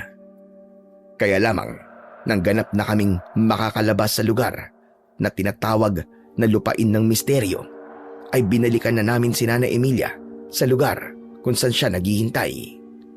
Kaya nga lang, wala na siya roon. Nana Emilia! Nana Emilia! Andito na po kami! Nasaan po kayo? Baka nagutom, tol, at tumanap na makakain. Di kaya iniwan niya tayo? Nainip siguro yung matanda sa paghihintay dahil medyo natagalan tayo. Tara na, tol. Aalis na tayo? Di na natin siya hihintayin. Paano natin siya hihintayin kung nauna na nga siya? Eh di sige, umalis na rin tayo. Tara. Dahil naisip naman namin na nauna nang bumaba sa gubat si Nana Emilia, ay hindi na kami naghintay. Kaya umalis na rin kami ng gubat. Diretso kami sa bahay ni na Vanessa upang tiyakin na naroon na ang kanyang lola. Sinalubong kami ng dalaga na napakunot pa ng noo nang kami ay makita. Oh, bakit kayo lang? Nasaan si Lola? Ano? Wala pa ba dito? Ang buong akala namin iniwan na kami at nauna na siya. Pero hindi pa siya umuwi rito. Nagkatinginan kami ni Delio. Mali pala ang kutob namin. Hindi nauna si Nana Emilia. Kaya lamang, bakit wala siya sa lugar na dapat ay babalikan namin siya? Diyos ko, nasa na kaya ang lola ko? Bakit wala pa siya? Ayaw namin mag-alala si Vanessa. Kaya pinagaan na lang muna namin ang kanyang loob. Kahit pa isang kasinungalingan yun. Baka may pinuntahan lang, Vanessa. Sabi niya kasi sa amin, may gusto siyang puntahan Oo nga, malamang nagpunta siya sa isang kakilala. Mamaya lang darating na rin yun. Tiyak namang uuwi din yun dahil hindi niya hahayaang mag-alala ka. Siguro nga. Kaya hihintayin ko na lang siya. Kailangan na rin muna naming umuwi, Vanessa, para makapagpahinga. Hayaan mo bukas, babalik kami rito. At sana, nakauwi na rin ang Lola Emilia mo. Inakbayan ko na ang kaibigan kong si Delio para umalis na rin kami. Hindi na muna namin kailangan makipag-usap kay Vanessa at baka mahalata lang nito na gumagawa kami ng kwento at nagsisinungaling. Pero kapwa kami nag-aalala tungkol kay Nana Emilia. Nang nakabalik na kami sa bahay, ay napag-usapan namin ni Delio ang tungkol sa lola ni Vanessa. Nasaan na kaya si Nana Emilia, no? Ba't wala siya dun sa lugar na pinag-iwanan natin sa kanya? At sabi niya sa atin, ay dun niya tayo hihintayin, di ba? Yun na nga Tapos wala naman siya ron. Di kaya may nangyari na dun? Katulad dun sa nakita natin patay. Pero bigla namang nawala yung patay na yun. Oo nga pala, no? Pinaglalaroan tayo nung naroon pa tayo sa lupain ng misteryo. Tol, naisip ko lang Di kaya may tumangay kay Nana Emilia? Hindi natin alam, Tol. Hindi natin maaaring pabayaan ang lola ni Vanessa. Yun na nga, Tol Tayong nakiusap sa kanya para samahan tayo sa lugar na madalas puntahan dati ng tiyong mo. Kaya nga nakakakonsensya kung di natin siya hahanapin. Saan naman natin siya hahanapin? Saan pa ba? Di dun sa lugar na pinag-iwanan natin sa kanya. Ibig mong sabihin babalik tayo doon? Oo, Martin. Bukas babalik tayo. Kailangan makita natin si Nana Emilia. Bagamat puno kami ng pagkabahala at pag-aalala dahil sa pagkawala ni Nana Emilia, ay pinilit naming makatulog ng gabing yon. Kahit papano ay nakatulog pa rin kami dahil siguro sa pagod. Kaya lamang, kapwa kami nagising sa malakas na tunog na tila atungal ng hayop. Ano yun? Parang hayop na nagagalit Umaangil. At parang may kung anong handang atakihin. Ang tunog niya parang narinig ko na, Tol. Teka. Oo, yung aswang na nakita ko noong nakaraang gabi. Malamang siya yan at nagbalik. Halika, lumabas tayo, Martin. Anong gagawin natin? Haharapin natin siya. Nagbalik siya dahil meron siyang masamang plano sa atin. Kaya unahan na natin siya bago pa tayo ang kanyang patayin. May punto ka dyan, Tol. Tara! Agad naming hinagilap ang aming mga baril na nasa loob ng aming bag. Magkasunod kaming lumabas ng kubo. Naririnig pa rin namin ang pag-atungal ng nilalang na pinaghihinalaan naming aswang. Nang makalabas na nga kami ng kubo, ay nakita namin ang nakakatakot na anyo ng halimaw. Katulad din siya ng aswang na nakita ko nung nakaraang gabi. Nasa anyo ng isang baboy ramo. Makapal ang balat na may matitigas na balahibo na animo ay alambre. Habang nakabuka ang bibig at tumutulo ang malagkit at mabahong laway. Siya ang aswang na tila natakot nang handa ko siyang harapin. Pero kakaiba ang aswang na yon. Mas agresibo siya at mukhang palaban. Bagamat may kaba sa aming mga dibdib dahil hindi pangkaraniwan ang nilalang na aming kaharap. malayong malayo sa mga kriminal na aming nakakaengkwentro sa mga raid at police operation na aming ginagawa. Talagang nagbalik ka pa ha? Kakaibang uri siya ng aswang, tol. Talaga sigurong iba-iba ang anyo ng aswang. Ang isang ito, talagang nakakatakot. Pero tol, hindi tayo maaaring magpadala sa takot. Kung gusto niya ng patayan, yun ang ibibigay natin sa kanya. Dapat tapusin na natin siya bago siyang tumapos sa atin. Oo, Martin. Siguro ikaw ang pumatay sa Tio Rogelio ko, no? Kung ikaw ang pumatay sa kanya, magbabayad ka! Hindi pa halos tapos magsalita si Delio ay biglang sumugod na sa kanya ang aswang. Pero maagap ang kaibigan ko at agad ditong pinaputukan. Uubusin ko sa iyo ang bala ng baril ko! Kaya lamang, tila hindi tinatablan ng bala ang halimaw na nakaengkwentro namin. Tumatalbog lamang sa kanya ang bala ng baril. Marahil dahil sa kakaibang kapal ng kanyang balat. Ako naman, ang sunod-sunod na nagpaputok ng aking baril at ganon din na nangyari. Tumatalbog lamang ang bala sa katawan nito. Wala kaming pagpipilian kundi ang umurong na lamang. Subalit sa bawat takbang namin papaurong, humahakbang naman ito papalapit sa amin ni Delio. Martin, ano gagawin natin? Hindi pala natin siya kaya. Yari tayo dito. Hindi ko rin alam, tol. Paano tayo nito? Ayoko mamatay sa kamay ng halimaw na yan. Ayoko rin, tol. Pero paano tayo? Naramdaman kong tila ibig ko mawala ng medalyon na aking suot na nasa loob ng aking t-shirt. Patuloy ito sa pagliliwanag, kaya bumabaka sa suot kong dikulor na damit. Dinukot ko yun at inilabas ng aking t-shirt. Lalong lumakas ang liwanag ng medalyon. Napaurong ang aswang. Hindi niya kaya ang liwanag na inilalabas ng suot kong kwintas. Tol, natakot siya sa liwanag ng suot mong medalyon. Subalit sa ginawang pag-urong ng aswang, ay may iba pang kakaibang uri ng aswang ang dumating.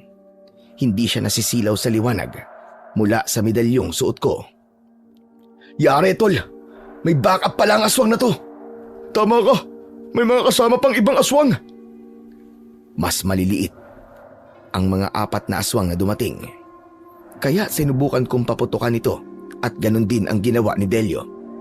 Bumulagta ang 4 na aswang ng tamaan ng baril. Saka namin nalaman na baril pala ang maaaring pumatay dito. Tol, mas mahihina ang aswang na backup niya. Pero hindi sila nasusilaw sa liwanag ng medalyon. Teka, nasaan na yung malaking aswang? Umalis na dahil natakot sa liwanag ng medalyon mo. Bumalik na kami sa bahay nang umalis na ang aswang na nakaengkwentro namin. Nakakalungkot nga lang na hindi pa namin ito napatay. Pero alam naming may iba pang pagkakataon. Nakadalawang balik na siya rito sa bahay Pero parang magkaibang aswang sila. May binabalik-balikan sila kung ganun. Baka gusto niyang biktimahin tayo. Trip tayong gawing pagkain. Ewan, kung yun nga ba talaga ang dahilan. Ibig mo ba sabihin, may ibang dahilan ng pagbabalik ng aswang dito? Pwedeng ganun, di ba? Hindi natin alam kung ano ba talaga ang pakay niya. Sa ngayon, hindi lang ang pagbabalik ng aswang ang problema natin, tol. Kundi problema din natin ngayon ay kung nasaan ang lola ni Vanessa. Kaya nga sabi ko sa'yo, babalik tayo sa gubat para hanapin doon si Nana Emilia. Hindi man naging maayos ang tulog namin ng gabing yon, ay gumising pa rin kami ng maaga kinabukasan. Naghanda na ako ng almusal at sabay na kaming kumain. Tapos na kaming mag-umagahan nang marinig namin ang pagtawag ni Vanessa. Ako na ang lumabas ng kubo para harapin ang dalaga. Nasa muka ni Vanessa ang pag-aalala. Bago pa siya nagsalita, ay nahulaan ko na kagad ang sasabihin niya. Tungkol yun sa kanyang lola na hindi pa umuwi. Nagkunwari akong nagulat samantalang inaasahan ko na yun. Habang kausap ko si Vanessa, ay lumabas na rin si Delio. Nalulungkot din kami sa sinabi mo, Vanessa. Hindi ko na alam ang gagawin ko, Delio, Martin. Saan ko ba pwedeng hanapin si Lola? Nahihiya nga kami sa'yo eh. Nagigilty kami dahil alam naming may kasalanan din kami. Kung di namin kinulit ang lola mo na samahan kami sa gubat ay hindi mangyayari yun sa kanya. Pero ang akala lang talaga namin ay may pinuntahan siya eh. Kung may pinuntahan si Lola, tsak na umuwi yung kagabi. Yun nga rin ang iniisip namin eh. Kaya ibig sabihin ay talagang nawawala siya. Nakikiusap ako sa inyo. Tulungan niyo akong hanapin si Lola Emilia. Huwag ka mag-alala, Vanessa. Kahit hindi mo yun sabihin sa amin ay talagang tutulungan ka namin. Maraming salamat sa inyo. Kailan natin siya hahanapin? Ngayon na rin, para hindi ka na mag-alala pa. Okay lang ba sa'yo, Vanessa? Oo naman. Hindi rin kasi ako mapalagay na hindi ko nakikita si Lola. Hindi rin ako nakatulog. Mula na magkaisip ako, ay si Lola na ang kasama ko. Siya na ang nagpalaki sa akin mula na maghiwalay ang aking mga magulang at iwan ako kay Lola Emilia. Kaya hindi ko maaaring pabayaan si Lola. Kahit buhay ko, handa kong ibigay para sa kanya. Naramdaman ko ang kalungkutan at paghihirap ng kalooban ni Vanessa dahil sa kanyang mga sinabi. Nag-aalala na siya para sa kanyang minamahal na lola. Lalo kaming nakonsensya kaya dapat talagang makita na namin si Nana Emilia. Nagbalik kami sa gubat at kasama namin si Vanessa. Doon ay hahanapin namin ang kanyang lola. Walang katiyakan kung saan namin ito hahanapin, subalit dapat kaming magbaka sakali. Ang iniisip na lang namin ng kaibigan ko, sana ay may ibang nakakita kay Nana Emilia at tinulungan ito. Posible kasing may kung anong nangyari sa matanda, lalo na't may edad na ito. Sana nga ay ganun ang nangyari at buhay pa si Nana Emilia. Nang naroon na kami sa gubat at naglalakad kaming tatlo, nang mapahinto sa paglalakad si Vanessa na ipinagtaka namin. Bakit, Vanessa? Ba't napahinto ka? Sino titignan mo? Sinundan namin ng tingin ang tinatanaw ni Vanessa. Isang may edad na lalaki yon at papalapit sa aming kinaroroonan. Kilala mo ba siya, Vanessa? Oo, Martin. Siya si Kapitan Panopio. Kapitan sa baryo namin. Nang makalapit na sa amin ang lalaking sinasabi ni Vanessa na si Kapitan Panopio, ay nagbigay galang kami. Magandang araw po, Kapitan. Nagagalak po kami makilala kayo, Kapitan. Sino yung mga kasama mo, Vanessa? Ngayon ko lang yata sila nakita. Bakasyonista po sila galing Maynila. Dadalawin po sana si Mang Roelio. Kaya lang, hindi na po nila inabutan. Oo, may 1 taon nang patay si Roelio. Saan ba ang punta ninyo? Bakit nandito kayo sa gubat? Delikado para sa inyo ang lugar na ito. Hinahanap po namin si Lola Emilia. Nawawala po siya eh. Ano ka mo? Kailan pa? Kahapon lang po. Nagpunta rin po siya dito sa gubat kasama nila. Kaya lang, hindi na po nakabalik sa bahay si Lola. Kung kasama niyo ang lola ni Vanessa, paano siyang nawala? Naghiwalay po kasi kami ng lakad. Nagpaiwan po si Nana Emilia. Tapos, magkasama po kami ng kaibigan ko. Nang balikan po namin siya, biglang wala na po siya sa lugar na pinag-iwanan namin eh. Akala po namin ay nauna nang umuwi. Yung pala po hindi. Kaya nga po nagbalik po kami dito sa gubat para hanapin siya. Kapitan, baka po pwedeng tulungan niyo kami. Hindi ko po kakayanin kung tuluyang mawawala si Lola Emilia. Ang totoo po, Kapitan. Hindi lang po si Lola Emilia ang pakay namin, kundi nais din naming hanapin ang aswang. Ano ka mo? Aswang? Opo, Kapitan. Mangyari po kasi kagabi ay sumalakay na naman po ang aswang. Nakaengkwentro po namin. Pasalamat nga po kami at hindi kami napahamak. Hindi namin siya napatay dahil tumakas siya eh. Alam namin na marami pa siyang magiging biktima. Baka nga ang aswang na rin na yun ang pumatay kay Tio Rogelio ko. Kaya dapat din siya mamatay para magkaroon ng katarungan ng sinapit ng tiyo ko. Pero ang sabi, kulto daw ang pumatay sa kanya dahil sa ginawa niyang pagsapi sa grupong yun. Alam niyo po ba, kung nasaan na po ang mga kulto na yon. Gusto rin namin kausapin ng mga miyembro nila. Nabuwag na ang kulto na yon. Kaya nga ang lugar na kung saan dati silang nagtitipon ay napabayaan na. Kung ano man ang pakay nyo, mabuti pa siguro ay kalimutan nyo na lang. Pero gusto ko pong bigyan ng hustisya ang sinapit po ng tiyo Rogelio ko. Hindi po kami natatakot, Kapitan. Dahil trabaho po namin ang lutasin ng isang krimen. Dahil ang totoo po, mga pulis Maynila po kami na nagbakasyonan dito. Ang nais namin bago matapos ang aming bakasyon dito ay magkaroon ng linaw ang tungkol sa totoong sinapit ng tiyuhin ng kaibigan ko. Dahil alam naming yun din na magpapatahimik sa kanyang kaluluwa. Bahala kayo kung yan ang gusto nyo at hindi kayo makikinig sa akin. Basta, sinabi ko na sa inyo ang gusto kong sabihin at nagmamalasakit lang ako para din sa inyong kaligtasan. Kaya sana wag nang matigas ang ulo nyo at wag nyo nang pakialaman ng bagay na tapos na. Wari hindi nagustuhan ni Kapitan Panopio ang ibig naming mangyari. Tila nainis pa siya dahil mapilit kami sa aming planong gawin. Hindi na rin niya pinansin at kinalimutan ang paghingi ng tulong ni Vanessa. Ramdam namin na tila yamot na umalis ang kapitan. May pagkasuplado pala si Kapitan. Nag-walk out Ano nangyari doon? Parang mainit ang ulo Oo nga eh. Bigla na lang umalis.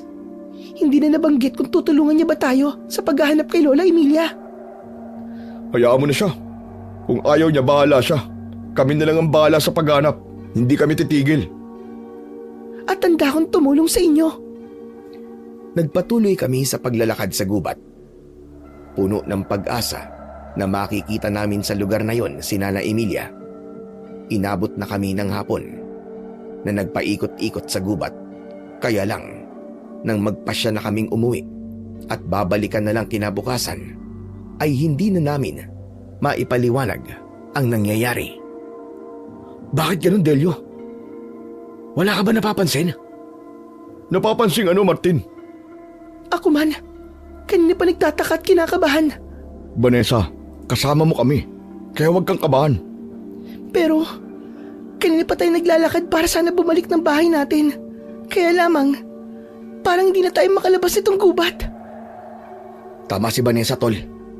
Yun nga ang pinagtatao ko kanina pa eh. Parang paikot-ikot lang tayo dito. Saka tignan mo yung puno na yan. Ilang ulit na tayong dumaan dyan eh. Tama ka, Martin. Napansin ko nga rin yun. Buong akala ko ay magkakamukha lang ang mga punong dinaraanan natin. Kaya baliwala sa akin kung dumaan tayo sa punong yan. Akala ko, magkakatulad lang. Pero yung pala, iisang puno lang yung kanina pa natin dinaraanan. Ano nangyayari sa atin? Namamatanda tayo. Pinaglalaroan tayo, kaya hindi natin matuntun ang tamang daan. Naloko na. Ngayon pa to nangyari, kung kailan nagsisimula ng dumilim. May paraan para hindi na tayo maligaw at masumpungan natin ang tamang daan. Kailangan baligtarin natin ang mga suot natin. Narinig ko na yan, tol. Baka sakaling epektibo. Sige na, baligtarin na natin ang suot nating damit. Babaliktarin ko rin ang damit ko. Doon na lang ako sa may makakapal na halaman magbabaliktad ng suot kong damit. Si Vanessa, dito lang kami ni Delio. Total wala naman kaming kailangang itago sa isa't isa eh. Loko ka talaga, Martin. Kung ano sinasabi mo nakakaya tuloy kay Vanessa. Ikaw naman, masyado mong siniseryoso. Pinapangiti ko lang si Vanessa. Lumayo na sa amin si Vanessa para magkubli sa mga makakapal na halaman upang baligtarin ang suot na damit. Samantalang kami ni Delio ay hinubad na rin ang suot para baligtarin yon, sapagkat yun daw ang paraan para hindi kami maligaw. Pareho na naming nabaligtad ang aming suot na damit. Naghihintay na lang kami kay Vanessa na nagkukubli pa rin sa madamong lugar. At tagal naman ni Vanessa. Baka nahihirapang magbaligtad ng suot na damit. Kung puntahan ko na kaya para matulungan siya. Uy, wag kang ganyan. Nakakaya naman sa kanya. Hayang ka na naman Di ka na mabiro Habang nag-uusap kami ni Delio, ay narinig namin ang malakas na sigaw ni Vanessa. Tila may kung ano itong nakita. Uy, ano nangyari dun? Halika tol, tingnan natin. Baka kung ano na nangyari kay Vanessa. Nagmamadali kaming tumakbo papunta sa kinaroroonan ni Vanessa. Ganun na lang din ang gulat at sindak namin dahil isang halimaw ang kasama ni Vanessa. Takot na takot ang dalaga at isiniksik ang katawan sa makapal na halaman. Martin, Delio! Tulungan niyo ako! Baka kung anong gawin sa akin ng aswang na to! Isang uri ng aswang ang nasa harap ni Vanessa. Nakakatakot ang anyo nito. May malalaki at matutulis na ngipin. Mahaba ang braso at binti at ang mukha niya ay gaya ng isang paniki. Kamukhang kamukha siya ng aswang na huling umatake sa amin ni Delio. Agad naming kinuha ang aming dalang baril at iniumang yon sa aswang. Sa halip na atakihin kami ng aswang, ay si Vanessa ang sinunggaban nito. Dinakma niya ang dalaga na lalong natakot kaya nawalan ng malay. Dahil bitbit ng aswang si Vanessa, kaya hindi namin siya magawang barilin. Delikadong paputokan namin yon dahil baka tamaan si Vanessa. Hindi naman pinakialaman ng aswang si Vanessa, kundi binitbit niya lang ito at ipinatong sa kanyang balikat. Tumakbo itong papalayo at wala kaming nagawa kundi sundan ito. Mabilis na tumakbo ang aswang at nakasunod lang kami ni Delio. Saan kaya niya dadalhin si Vanessa? Sundan na lang natin, Martin. Mukhang malayo ang kanyang pupunta na. Basta, hindi siya dapat mawala sa paningin natin. Tuloy-tuloy ang ginawa naming pagsunod sa aswang. Nag-aagaw na nun ang dilim at liwanag sa gubat na kinaroroonan namin. Hanggang sa nakita namin na huminto sa pagtakbo ang aswang. Nagkubli ito sa isang masukal na lugar. Nagtago rin kami upang linlangin ito. Nagpalinga-linga ang halimaw at nang wala na siyang makita dahil nakapagtago kami, ay ibinaba niya ang walang malay na si Vanessa. Mukhang sa lugar na yon, ang pugad ng aswang. Yun din ang nasa isip ko, Martin. May masamang plano siya kay Vanessa. Kaya niya dinala. Nag-aalala ko para kay Vanessa, tol. Dapat natin siyang iligtas kagad. Ngayon, ay dalawa na silang dapat nating tulungan. Kaya lang hindi pa natin alam kung nasan si Nana Emilia. Unahin na natin tulungan si Vanessa dahil nasa panganib ang buhay niya sa aswang na yun. Nagkukubli kami, kaya buong akala ng halimaw ay naligaw niya na kaming dalawa. Nakatanaw kami sa kung anong planong gawin ng aswang kay Vanessa. Naghahanda kami para sugurin siya. Habang nakamasid kami, ay ganun na lang ang aming gulat nang magbago ng anyo ang aswang. Anak ng putya, tol! Yung aswang! Naging si Kapitan Panopio! Walang iya! Aswang pala ang kapitan na yun! Kaya pala ganun na lang kung magsalita. Gusto pa niya, wag na nating ituloy ang ating planong pagganap kay Nana Emilia. Yung pala, isa siyang aswang! May masama siyang gagawin kay Vanessa. Ramdam ko yun, Delio. Mukhang manyakis ang kapitan na yun. Hindi nga ako nagkamali sa aking hinala. Mula sa kinaroroonan namin, ay tanaw namin ang masamang pinaplano ni Kapitan Panopio. Nais niyang pagsamantalahan ang dalaga. Hindi natin dapat tayaan sa kanyang kamanyakan ang kapitan na yun. Susugurin ba natin kapag nagpakita tayo sa kanya, tsak na magbabago uli ng anyo yan at magiging aswang? Kailangan makalapit tayo sa kanya nang di niya namamalayan. Kaya gumapang tayo papalapit. O Delio, tara, lumapit na tayo sa kanya. Samantala, tila naglalaway naman si Kapitan Panopio. Natitig sa walang malay na si Vanessa. Nang aalisan na ng kapitan ng saplot ang dalaga, ay hindi kami makapaniwala sa sunod na nangyari. Dahil mula sa isang kubling lugar ay lumitaw si Nana Emilia at may hawak na kaputol na kahoy. Paulit-ulit niyang inihampas kay Kapitan Panopio ang hawak na kahoy. Hayop ka! Mamatay ka ng manyakis ka! Mamatay ka na! Hindi tinigilan ni Nana Emilia ang paghataw kay Kapitan Panopio. Hinawakan ng kapitan ang kahoy at hinila yon. Nabitiwan yun ng matandang babae. Dahil hawak na ni Kapitan Panopio ang kaputol na kahoy, ay hinarap niya si Nana Emilia upang ihataw sa matanda ang tangan na kahoy. Subalit bago pa maipalo ni Kapitan kay Nana Emilia ang kahoy, ay umalingaw-ngaw ang putok ng baril. Binaril ni Delio si Kapitan, subalit sa braso lang ito tinamaan, kaya nabitiwan niya ang hawak na kahoy. Saka kami tumakbong papalapit sa kanila upang iligtas din si Nana Emilia. Subalit biglang nagbago uli ng anyo si Kapitan Panopio. Minsan pa ay naging halimaw ito at handa niya kaming atakihin. Upang hindi naman makalapit sa amin ng aswang, ay pinaputukan namin ito ng pinaputukan.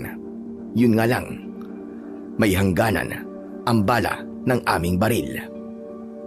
Wala na akong bala, Delio. Ako rin, Martin. Ubus na ang bala ko. Paano na tayo nito? Ang medalyon mo, yan na lang ang tanging pag-asa natin. Subalit nang ilalabas ko sa loob ng aking suot na t-shirt ang medalyon, ay nawawala yon. Wala sa leeg ko. Anak nang, nasan yun, tol? Wala sa leeg ko, ah. Ano? Hindi pwedeng mawala yun. Paano tayo? Saan napunta? Hindi ko rin alam eh. Baka napatid habang gumagapang kaninang papunta tayo kay Vanessa. Anong gagawin natin ngayon? Yari tayo nito. Kapwa na kami natataranta, lalo na't wala ang medalyon ko. Umaatungal na ang aswang na nakahanda na upang sunggaban kami. Samantala, sa kabilang lugar naman ay pilit na ginigising ni Nana Emilia ang wala pa ring malay na si Vanessa. Delio, tol. Humanda ka na. Bakit? Ano gagawin natin? Wala na tayong ibang paraan na dapat gawin, kundi ang tumakbo. Ano? Yun na lang ang paraan para makaalis tayo at mailigtas sa mga sarili natin. Eh paano si Nana Emilia at Vanessa? Hindi natin kakayanin. Wala ang medalyon ko. Kaya iligtas na lang muna natin ang ating mga sarili. Naghahanda na kami para tumakbo at takasan ng aswang nang makarinig kami ng malakas na atungal na may kasamang pag-angil. Ano yun? Hindi yun ang tunog ng aswang na si Kapitan, ah. May iba pang halimaw. Talagang minamalas tayo, Martin. Mula sa isang masukal na lugar ay lumitaw ang isa pang nakakatakot na nilalang. Isa rin itong uri ng aswang. Subalit ng pagmasdan ko yun ay pamilyar sa akin ang itsura nito. Delio, siya yung isa pang aswang na sumugod sa tinitira natin. Iba pala ang aswang na yun. Hindi nagustuhan ng aswang na si Kapitan Panopio ang pagdating ng isa pang nakakatakot na nilalang. Dahil pakiwari ng unang aswang ay magiging karibal niya ang dumating para agawan siya ng magiging pagkain. Kaya humanda ang aswang na si Kapitan Panopio para sunggaban kami, ngunit hinadlangan siya ng dumating na aswang. Dinaluhong ng bagong dating na aswang ang aswang na si Kapitan Panopio. Silang dalawa ang nagpambuno. Aswang laban sa aswang. Pangil sa pangil. Kuko sa kuko ang kanilang naging labanan. Nagpagulong-gulong ang dalawang halimaw. Matira ang matibay. Walang tigil ang kanilang pag-angil. Para bang mga aso na naglalaban. Sa halip na umalis kami at tumakas para lumayo at iligtas ang aming mga sarili, tila nawili kaming panoorin ang sagupaan ng dalawang aswang. Humiwa sa katawan nila ang matutulis na kuko. May dugong tumutulo sa bawat sagpang ng kanilang mga pangil. Handang magpatayan ang dalawang aswang. Hanggang sa isa sa kanila ang nanghina. Yun ay ang aswang na si Kapitan Panopio. Sinamantala naman yun ng isa pang aswang para tuluyan na ito. Kaya hinawakan ito sa leeg hanggang sa tuluyang malagutan ng hininga. Nang matiyak na patay na ang aswang na si Kapitan Panopio, ay binitiwan niya ito.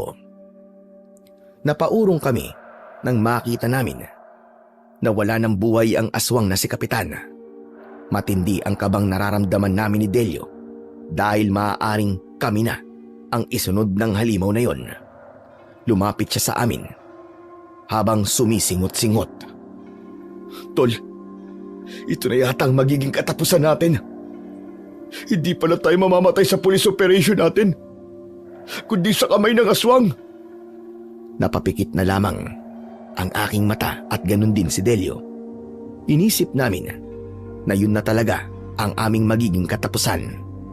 Subalit walang anumang nangyari sa amin.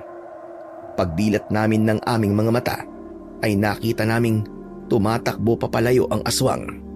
Hindi namin maintindihan kung bakit lumayo siya sa amin at walang anumang ginawa hanggang sa tuluyan na siyang maglaw sa kasukalan at kadiliman. Nang mawala ang aswang ay pinuntahan namin si Nana Emilia at Vanessa. Nagkaroon na ng malay ang dalaga. Anong nangyari? Ligtas na tayo, Apo. At salamat dahil nagkabalay ka na. Lola Emilia? Lola, ikaw nga! Oo, Apo. Ako nga ito. Salamat naman po at buhay kayo. Natagpuan po kayo ni na Martin. Hindi rin namin inaasahan na narito pala siya, dito sa lugar kung saan ka dinala ng halimaw na bumitbit sa'yo. Nakakagulat din ang mga pangyayari. Naging madali ang paghanap natin sa lola mo dahil yung aswang na si Kapitan Panopio pala ang magtuturo kung nasan si Nana Emilia. Teka, ano po palang nangyari sa inyo, Lola Emilia? Bakit kayo biglang nawala? Dapat ay uuwi na ako at iiwan ko na kayo.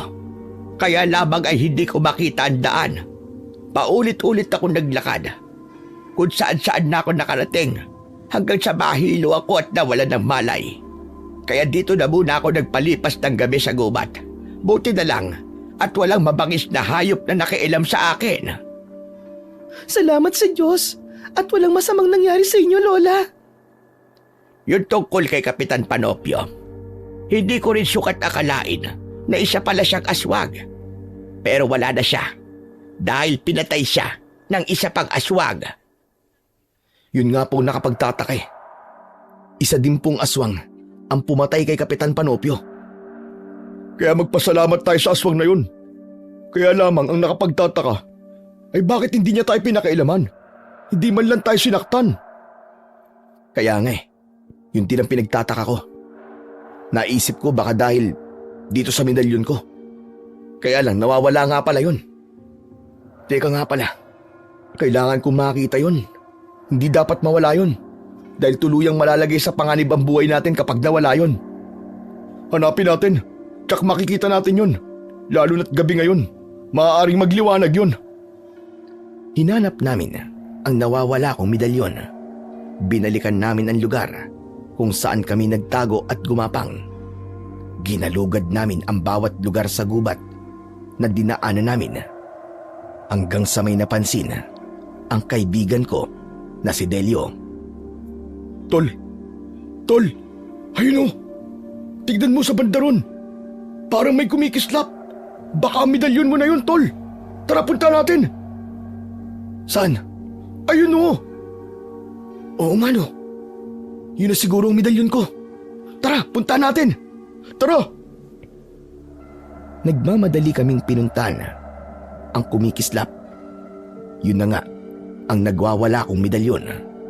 Naputol ang tali nito, kaya natanggal pala sa pagkakasabit sa leeg ko.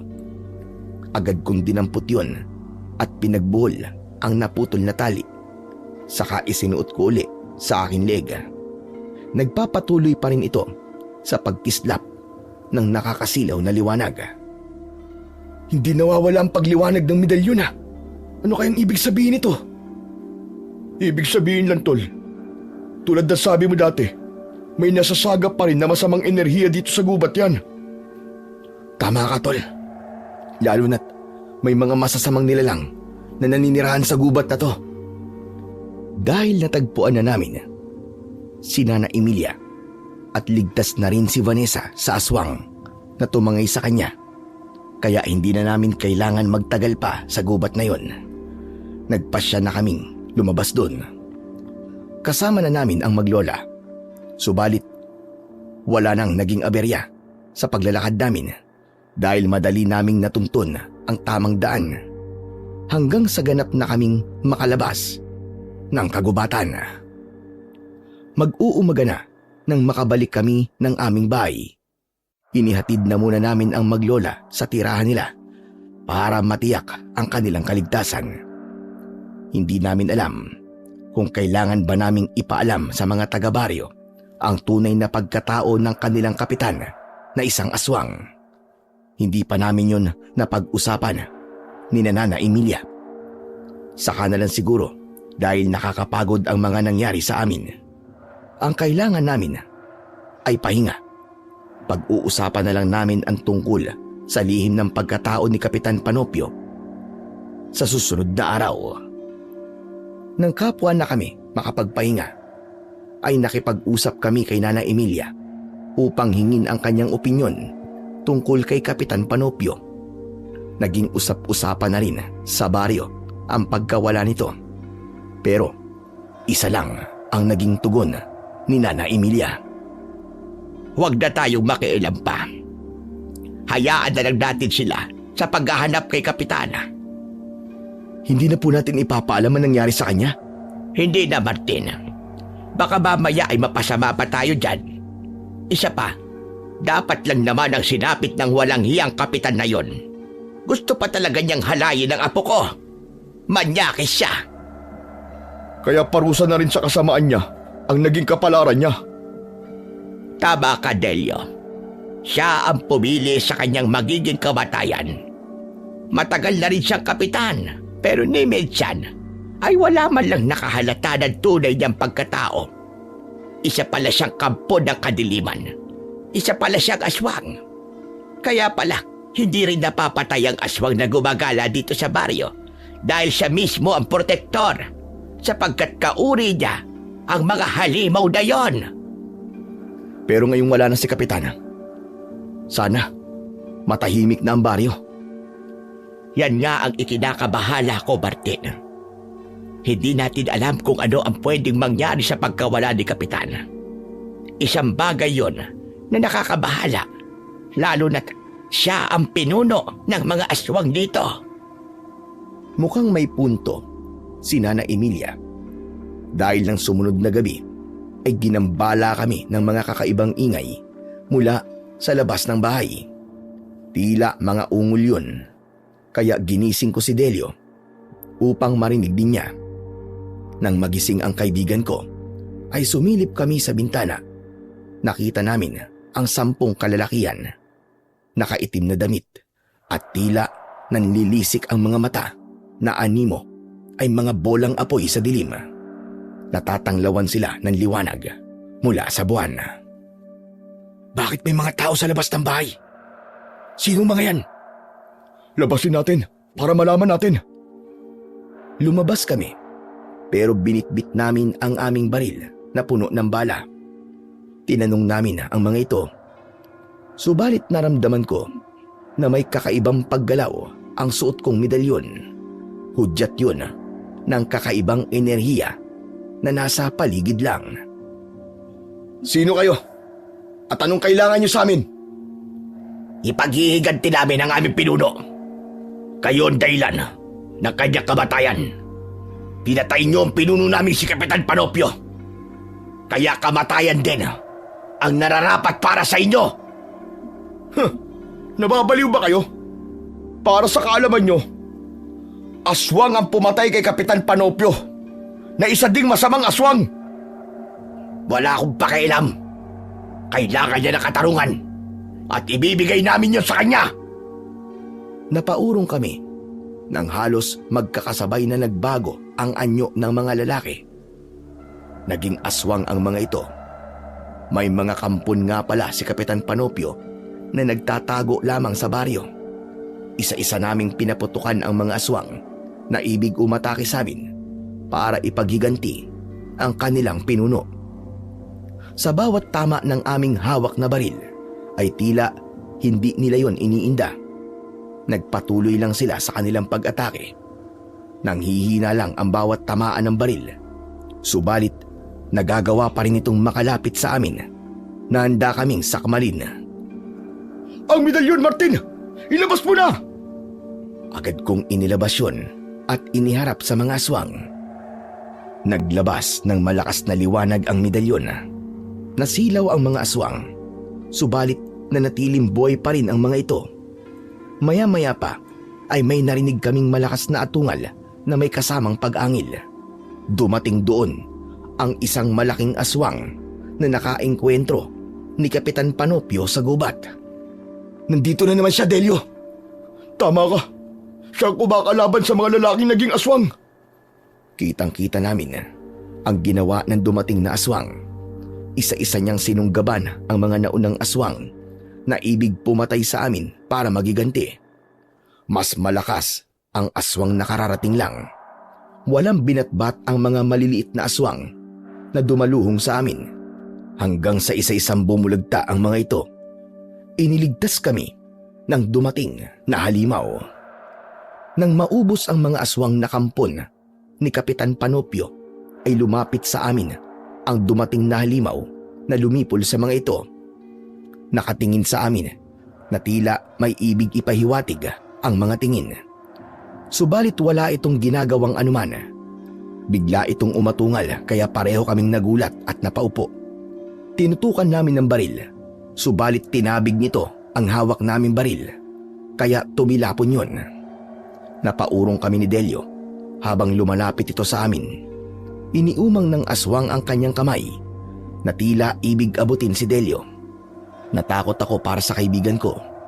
Wala na ang baril na maaari kong gamitin, kaya pumasok sa isip ko ay ang suot kong medalyon. Agad kong inalis yun sa aking leg at ang plano ko ay isuot yun sa aswang. Subalit sa laki ng ulo ng aswang ay hindi ko kagad yun maisusuot, kaya nagawa ko itong isabit sa isang sungay ng aswang. Nagliwanag ang medalyon habang nakasabit sa sungay ng halimaw.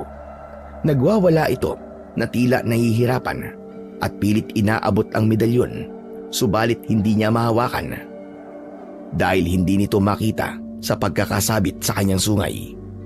Nagpatuloy sa pagliwanag ang medalyon hanggang ang liwanag nito ay naging maputing usok.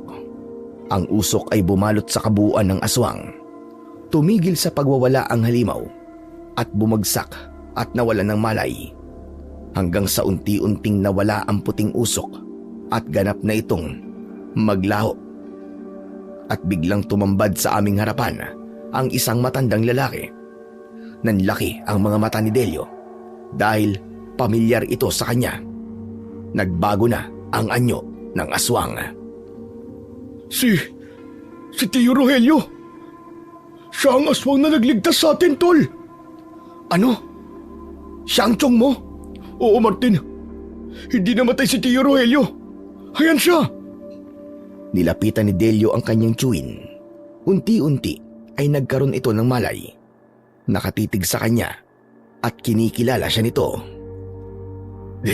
Delio. Pamangkin ko. Opo, Chong. Ako nga po ito. Salamat. Maraming salamat sa iyo. Ikaw pala magiging susi para makabalik ako sa dati kong anyo. Salamat at nagpunta ka rito. Sa aking probinsya. Salamat, Chong. At buhay kayo. Pagkatapos ng mga pangyayaring yon, ay ikinuwento sa amin ni Mang Rogelio ang tunay na nangyari. Ang kulto na kanyang sinalian ang dahilan ng kanyang pagiging aswang. Ginawa siyang aswang ng mga ito nang kontrahin niya ang mga patakaran at hindi sundin ang nais ipagawa. Nang mabuwag ito at tuluyan ng umalis sa gubat, ay naiwan siya bilang isang aswang. Subalit hindi gaya ng aswang na kumakain ng tao, kundi mga prutas lamang sa gubat ang kanyang kinakain. Kaya naging kakaibang aswang siya. Ang tunay na masama ay ang grupo ni na Kapitan Panopio na hinahadlangan niya. Hindi naman siya nabigo na lipulin at patayin ang mga kauri ni Kapitan Panopio. Natapos na ang kasamaan ng mga aswang na grupo ni Kapitan at ngayon ay nagbalik na sa dati si Mang Rogelio at dahil yun sa aking medalyon na bigay pa ng aking lolo na isang antingero. Sa huling araw ng pananatili namin sa probinsya ng Tio Rogelio ni Delio ay natapos ang lahat ng problema at muling nagkita ang magtsuhin. Tunay na kakaiba at hindi pangkaraniwan ang naging pagbabakasyon namin ng kaibigan ko. Isang karanasan na hindi na namin malilimutan na lalong nagpatibay ng aming pagkakaibigan. Pabalik na kami ng Maynila sakay ng barko pero hindi pa rin kami makapaniwala sa mga nangyari sa amin. Ang hangaring gumawa ng mabuti at makatulong sa kapwa ay laging may magandang ibinubunga. Hindi man natin to inaasahan, subalit ito'y darating sa ating buhay sa tamang panahon at pagkakataon. Hanggang dito na lamang po ang aking kwento at sana may natutunan po kayo na magandang aral. Sa huli, ang tunay na kabayanihan ng ating mga magigiting na pulis ay hindi nasusukat sa medalya, papuri o anumang gantimpala, kundi sa kanilang araw-araw na pagharap sa panganib, alang-alang sa kapayapaan ng nakararami. Sa bawat sigaw ng saklolo, sa bawat panganib na kanilang hinaharap, at sa bawat gabing sila'y napupuyat upang bantayan ang ating mga pamayanan, malinaw na ang kanilang serbisyo ay higit pa sa trabaho. Ito ay isang panata, isang misyong iniaalay para sa kapakanan ng bayan. Sa kabila ng bahid at pagkukulang ng iilan, nananatiling nangingibabaw pa rin ang kabutihan, katapatan at sakripisyo ng mas nakararaming alagad ng batas na buong pusong tumutupad sa kanilang sinumpaang tungkulin.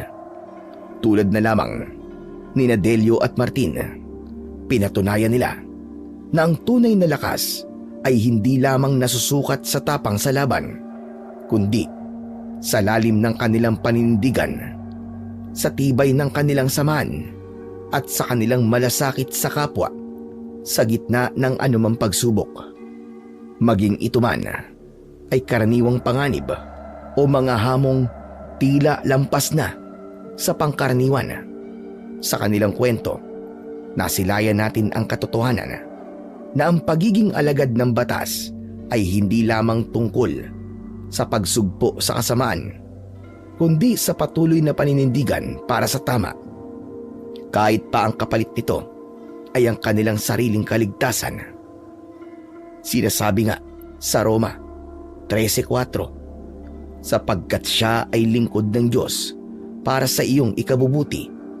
Ngunit kung gumagawa ka ng masama, matakot ka, sapagkat hindi niya dinadala ang tabak ng walang dahilan.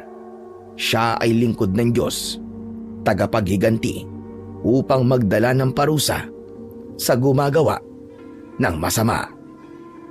Kaya naman, sa dulo ng lahat, patuloy nating kilalanin, igalang at suportahan ang ating mga pulis, sapagkat sa bawat tahimik na umaga at gabing ating nararanasan, may mga pusong handang magsakripisyo, may mga pamilyang handang maghintay, at may mga buhay na nakataya para lamang mapanatili ang kaayusan at kapayapaan ng ating lipunan. Huwag sana nating hayaang matabunan ng ilang pagkukulang ang kabutiang hatid ng nakararami. Bagkus ay magsilbi itong paalala na ang tiwala at paggalang ay dapat ibigay sa mga tunay na karapat-dapat.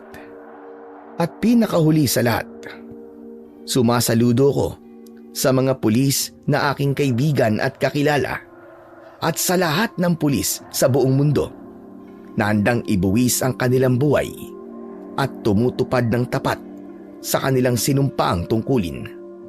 Shout-out nga po pala sa mga kaibigan ko at mga kumparing pulis na sina Mama Sting, Sir Kokoy, Paring Nuno Paring Marco at Richard, mga kaibigan kong pulis, saludo ako sa inyo mga tol.